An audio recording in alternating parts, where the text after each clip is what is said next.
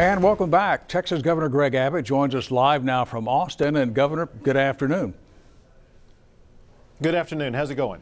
It's going pretty well down here. Let me start off by asking you how we stand right now overall in terms of response to this pandemic. Well, first, the Nueces County area, for example, is doing great. You have had reductions in the number of people who test positive, while you've been testing even more people for COVID-19. Hospitalizations have stayed flat. And so you've shown in your region how you've been able to overcome a challenge in the aftermath of high positivity test rate because of a meatpacking plant and some nursing home related issues. The same thing applies to the entire state of Texas.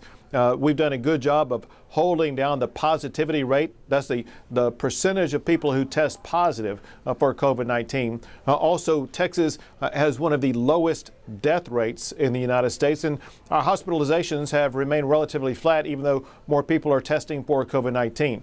That said, something very important for your audience to know is there will be a spike or two during the next few days in the state of Texas, total number of people testing positive. For this reason, we are doing massive testing in jails and in every nursing home in the state of Texas. We are going into settings that we know will lead to more people testing positive.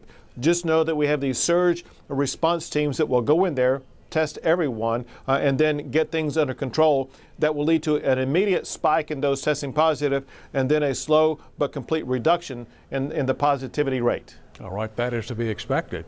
Now, you just recently issued some orders concerning professional sporting events. Sure. And so we want to see professional sports once again, whether it be baseball or football, name the sport. We are very excited about the possibility and stadiums opening up. And so I've been in touch with Major League Baseball officials as well as NFL officials to talk about the prospects of them being able to open up with fans in stands. And that's exactly why I issued that order, allowing these pro sports to move ahead with fans in stands. But the Texas A&M Regents have voted today to reopen all 11 campuses this fall with a mixture of face-to-face instruction as well as online instruction. I think UT is going to do the same thing. I guess you're glad to see this happen. Listen, it's very important for schools, whether it be public schools or higher education, to open up in traditional settings where students go to classrooms and they get to visit with teachers, interact with teachers, as well as interact with other students. And so we expect both public schools as well as higher education to open up as scheduled, understanding this, especially for the parents, and that is we do expect to have heightened and better safety measures in place to make sure that we are able to continue to contain the spread of COVID-19 while we do have kids return to school.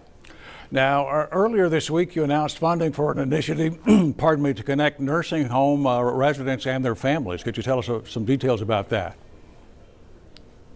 So first, let me explain, and that is a nursing home setting is particularly vulnerable, and Correct. a large percentage of our deaths come from people in nursing homes, and we do not want COVID-19 imported into nursing homes, and that is why family members have not yet been able to visit their family members who are in nursing homes. So we set up these devices where people will be able to connect through Zoom or FaceTime strategies. We're providing iPads to all of these nursing homes so that the residents will be able to see face-to-face over video their family members. Let me ask you one more quick question here. What is your next priority in terms of getting the state back up to full speed again? We want to continue to open up more businesses as well as to increase the percentage that businesses are open, increasing the percentage of restaurants that are open, of shopping centers, of malls, of any type of retail, as well as hopefully increase the percentage that bars can be open. But this is all dependent upon all of our fellow Texans doing their part to make sure they continue to slow the spread of COVID-19.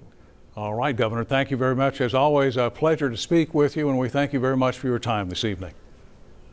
You too. Be safe. Have a great weekend. Thank you, sir.